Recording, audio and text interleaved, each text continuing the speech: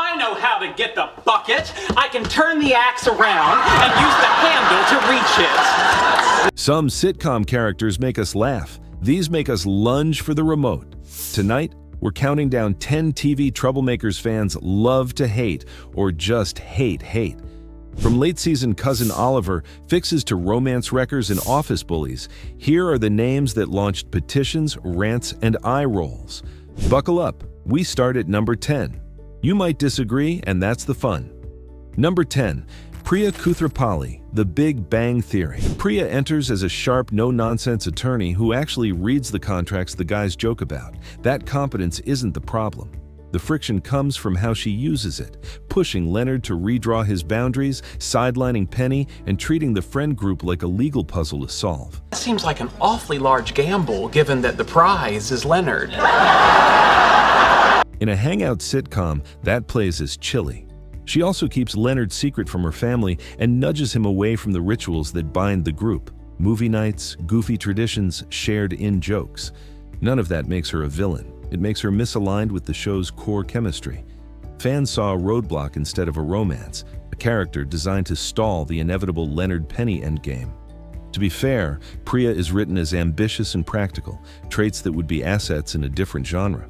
But in this one, they read as controlling, and viewers responded with eye rolls, not empathy. Number 9. Emily Waltham Friends. Emily, Ross, and Rachel are the show's emotional center, and Emily arrives late, accelerates commitment, and then slams the brakes with firm boundaries. Devon has got a weak ankle. Huh? One swift kick and he'll back off. All right, bad ankle. The London wedding, the no Rachel ultimatum, and the long-distance strain stack into a portrait fans read as possessive. In isolation, her rules make sense. Trust got shattered at the altar, so she tries to control the variables that hurt her. But Friends rewards messy forgiveness and found family flexibility. Emily's approach fights the show's DNA. Viewers didn't see a human coping with betrayal. They saw a wall between the couple they had invested in for years. Rewatch culture hasn't softened this much. Fans still cite her as a classic romance roadblock character, someone designed to postpone the inevitable endgame. That label can be unfair to the actor and the writing, but it explains why Emily lands on so many most hated lists. Number 8. Randy Pearson, That 70s Show. Randy shows up after 2 core characters leave. It's a tough entrance in any sitcom, but it's brutal in a hangout show defined by a tight circle of misfits. Who the hell are you? I'm Randy. I work at Hyde's record store, go to college part-time, manage bands. Randy isn't just new. He's written as effortlessly cool, instantly plugged in, and romantically linked to Donna. To many fans, that felt like replacing a friend rather than expanding the group. The bigger issue is tonal fit. Randy's chill competence smooths the chaos that made The Basement fun. His scenes often feel like a workaround for missing cast chemistry, not a fresh dynamic. Viewers sensed the patch and rejected it. When a character exists to keep a format running, audiences can smell it.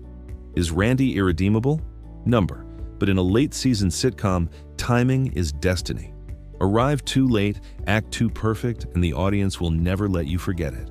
Number 7. Kathy Sims, The Office. At number 7, Kathy isn't a villain with a grand plan, she's a wedge. She shows up during a rough Jim Pam patch and treats a coworker's marriage like a challenge, not a boundary. That line from Zoolander? It was from a deleted scene, so we were both right. Told you. Viewers read her flirtation and hotel room maneuvering as predatory, not playful, because it pokes the heart of the show, that ordinary love can be extraordinary. Kathy also lacks the absurd charm that lets other antagonists skate by. There's no self-aware humor, no big comedic set piece to soften the edges. She's written to create discomfort, and that's exactly what she delivers, just not the kind audiences root for. In a workplace comedy built on awkwardness with heart, she brings the awkward and forgets the heart. Result: fast recoil, long memory, and a permanent place on least liked lists. Number 6. Todd Packer, The Office.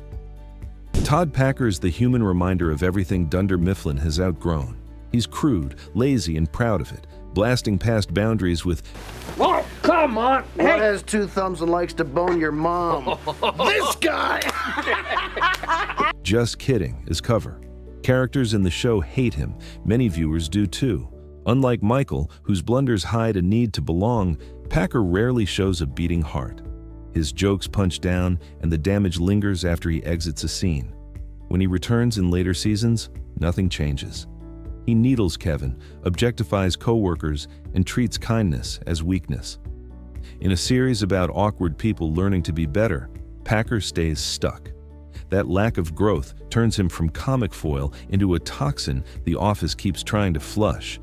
He can be funny in tiny doses, but sitcoms run on empathy, and Packer burns it for fuel. That's why he ranks here, a walking red flag who never learned a new trick. Number 5. Nellie Bertram, The Office. Nellie arrives like a corporate memo, sudden, impersonal, and hard to love. She claims the manager's chair without earning it, which breaks the show's grounded logic. Scranton usually rewards hustle and heart. Nellie's debut feels like a shortcut. Viewers sensed the hand of the writers, not the world of the story, and bristled at the railroading. What's happening? There's $4,000 to give away, so who has filled out their forms? Stanley? Later episodes give her vulnerability and odd warmth. We see insecurity under the bravado, and she becomes more human. For some fans, that helped. For others, the first impression never faded. Sitcoms depend on trust. We accept big behavior when it grows from character. Nellie's early moves felt imposed, not organic. The result is a lasting split. Admirers appreciate the redemption attempt. Detractors remember the hostile takeover. That whiplash keeps Nellie polarizing and lands her here on the list. Number 4. Andy Bernard, late seasons, The Office. Early Andy is cringy but human, an insecure try-hard who wants approval. That vulnerability makes his outbursts funny and sometimes sweet. Viewers root for him because he's clearly a work in progress. Guess who's back?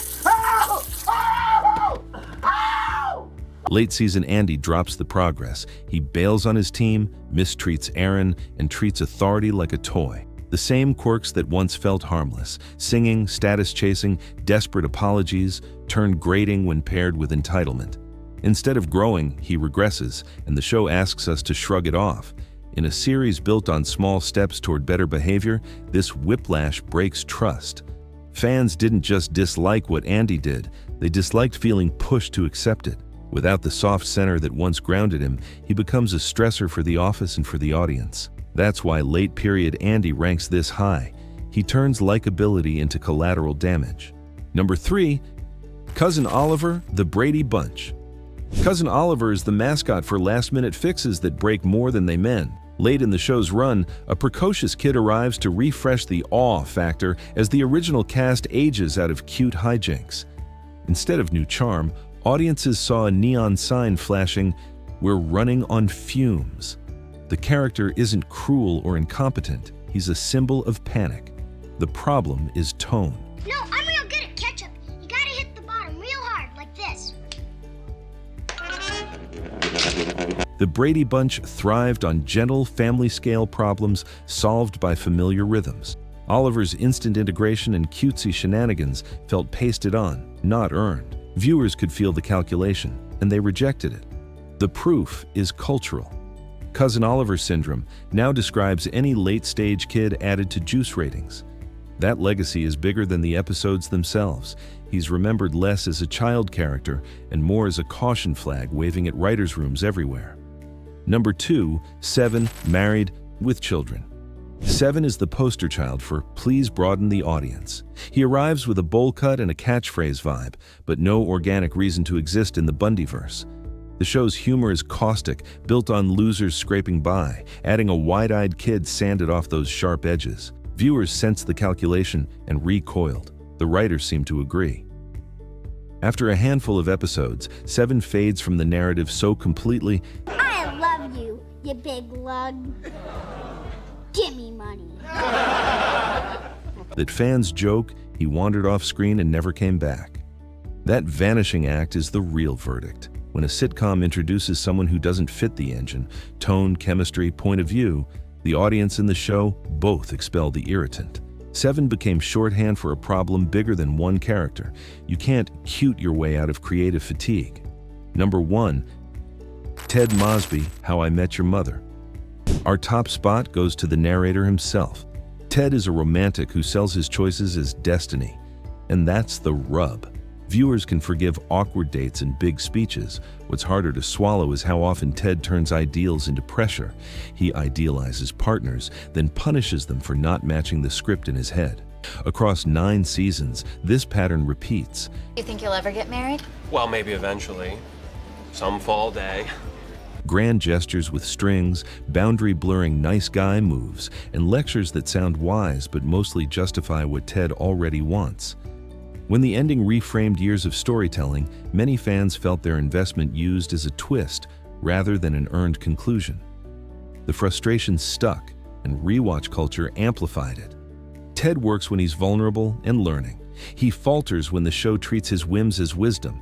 That gap between how he sees himself and how he acts made him TV's most lovable and most hated leading man. Here's the pattern. Fans push back when characters fight a show's heartbeat, found family warmth, steady growth, or believable chemistry.